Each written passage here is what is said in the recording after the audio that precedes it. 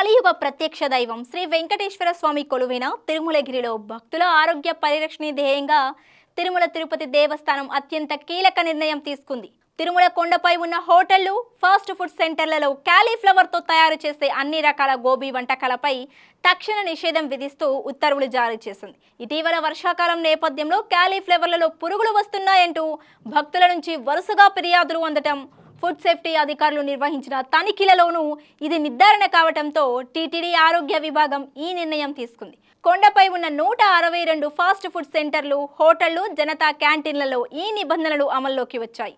తిరుమలలో గోబీ నిషేధం ఎందుకు విధించారు అనేది ఇప్పుడు చూద్దాం.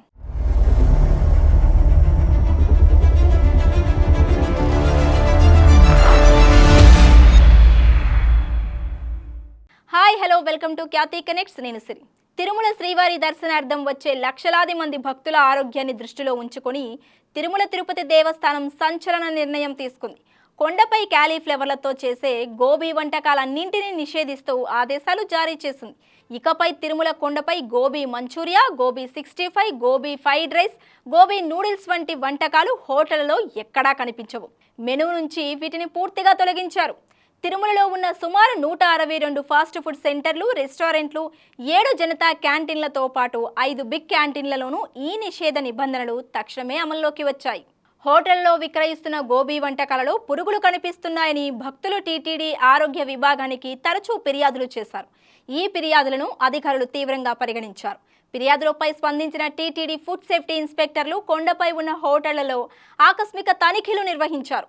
పలు చోట్ల క్యాలీఫ్లవర్లలో పురుగులు ఉన్నట్లు గుర్తించడంతో ప్రమాదం జరగకముందే అప్రమత్తమయ్యారు. హోటల్ యజమానులతో TTD health deputy EO Soman Narayana సమావేశమై మాట్లాడారు.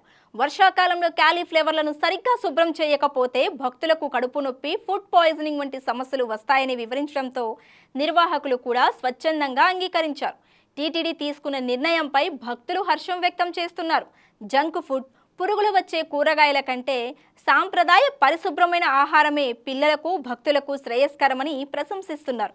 తిరుపతి నుంచి తిరుమల కొండపైకి క్యాలీఫ్లవర్లు అస్సలు చేరకుండా సరఫరా వ్యవస్థపైనే విజిలెన్స్, హెల్త్ అధికారులు నిఘా పెట్టారు. అలిపిరి వద్దే క్యాలీఫ్లవర్ వాహనాలను నియంత్రించేలా పర్యవేక్షిస్తున్నారు. రోజుకు 2 లక్షల మందికి పైగా భోజనం అందించే వెంగమాంబ అన్నదాన కేంద్రానికి దాతల నుంచి వచ్చే కూరగాయలలో క్యాలీఫ్లవర్లను పూర్తిగా నిలిపివేయాలా లేదా అన్న దానిపై కూడా అధికారులు త్వరలో నిర్ణయం తీసుకోనున్నారు.